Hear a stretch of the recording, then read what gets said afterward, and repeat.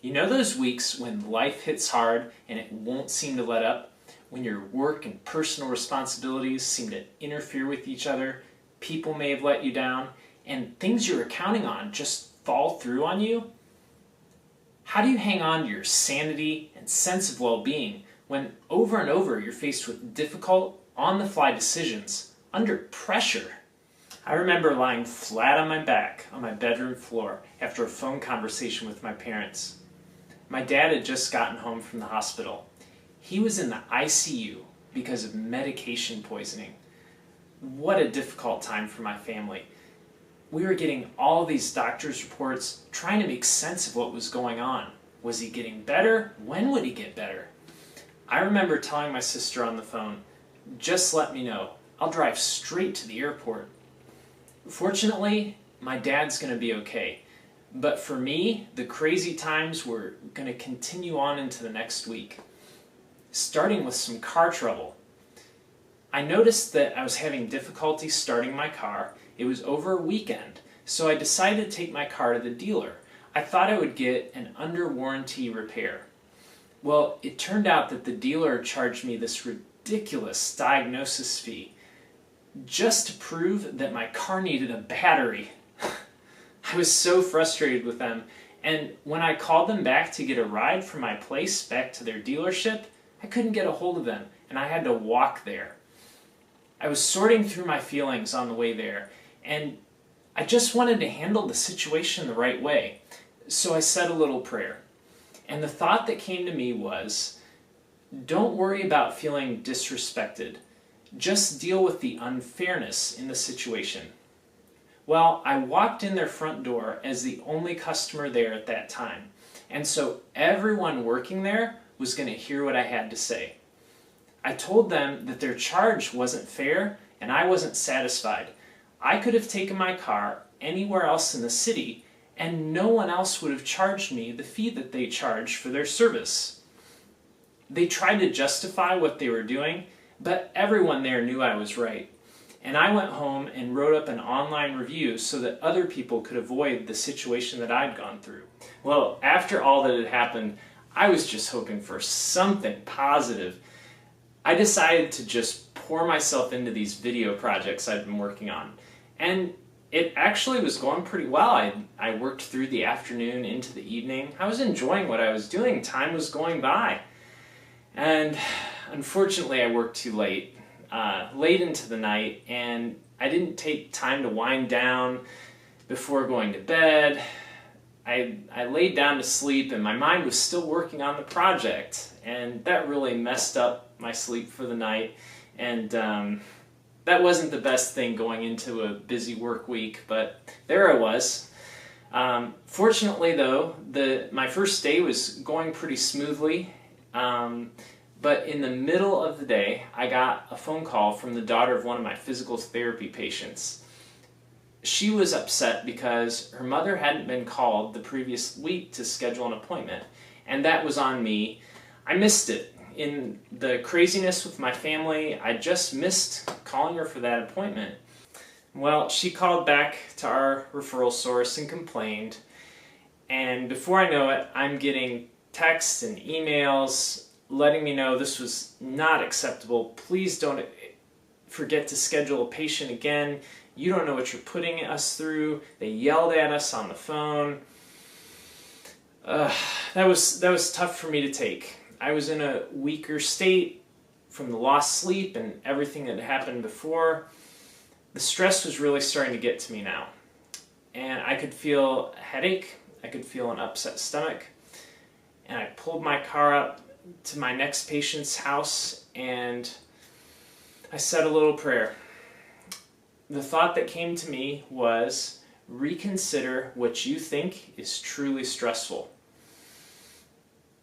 I wasn't sure what to make of that, and I just went to go see my next patient.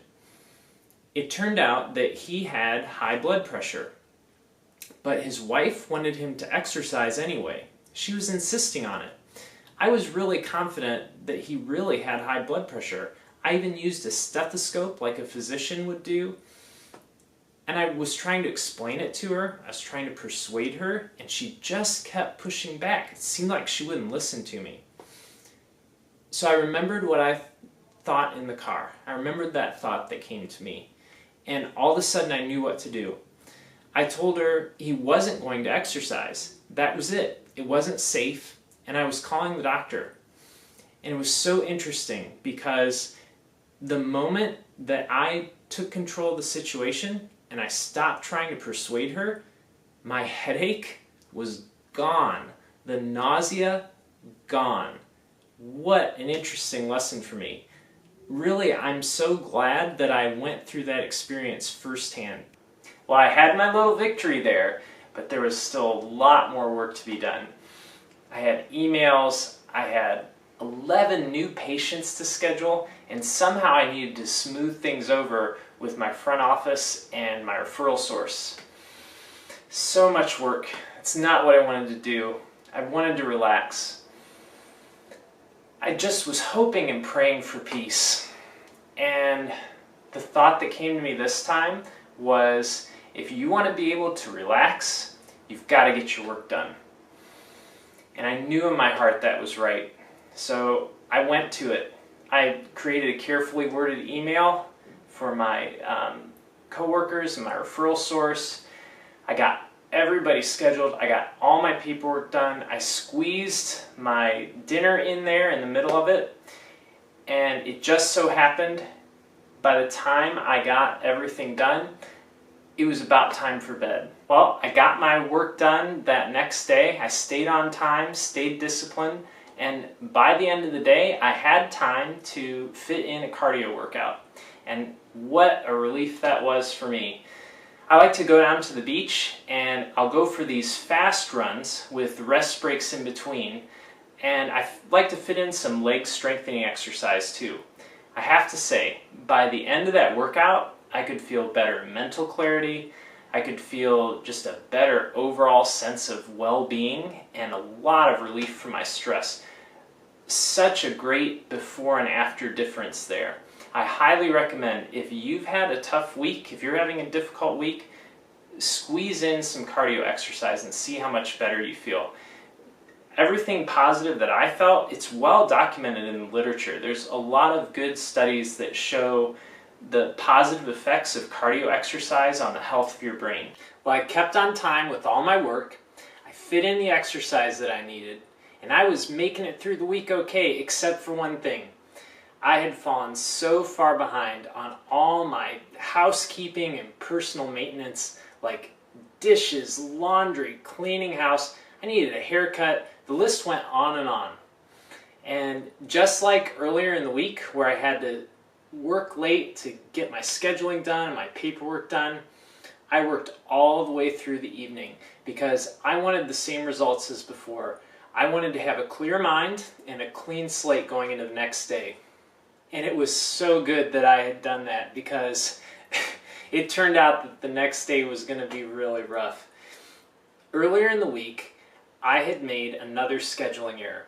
In all those 11 patients, for one of them, I accidentally clicked the accept button when I should have clicked decline. And I sent a message online letting them know that I'd hit the wrong button, but it wasn't received. And this really angered our referral source.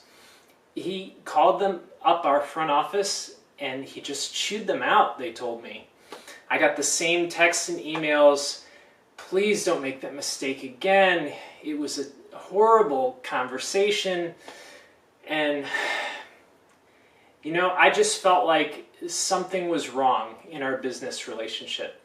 I felt like people should not be treated that way. And I could feel anger building up inside of me. This wasn't right, and it had to be dealt with. You know, there were other times in my life where I'd feel anger, maybe somewhat like this, and I'd wonder, would it really be right for me to act on this? Is it really right for me to be feeling this way? But this time, I had clarity. I knew that this had to be dealt with. So I got this manager's phone number, and I called him up, and I let him have it. I didn't curse him out, and I didn't go on and on. but I made sure that he understood that I couldn't tolerate him continuing to treat my coworkers this way. From his point of view, all he was trying to do is make sure the patient was being seen on time. We discussed it, and our conversation came back around to how can we work together as a team.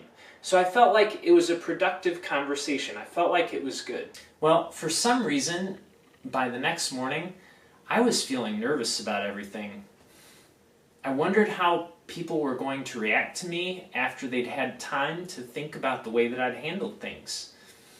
I thought about a confrontation I had to have with another therapist over a different issue, and I wondered if I was just starting to get too heavy-handed with people. I had to make a phone call to the office about a few patients, and fortunately I had a pleasant surprise. The tone of our conversation was really positive, and it showed we wanted to learn from what had happened over the past few experiences, and we wanted to do a good job of relating to each other and to our referral sources. So I was feeling really good, and it was great that my fears were unreasonable after all. The other thing for me was that I learned and remembered a tendency that I have. I'll trust my instincts in the moment, but then after everything's over, I worry about the outcome. I just need to remember that I was the right person for that situation. And when I reflect, I can just reflect to get better for the future, but not to second guess myself for what just happened. Well, all this to say, stress can have such a profound influence on the personal decisions that affect our health. I hope this video helped you think about the ways that you can grow stronger through life's surprises and challenges.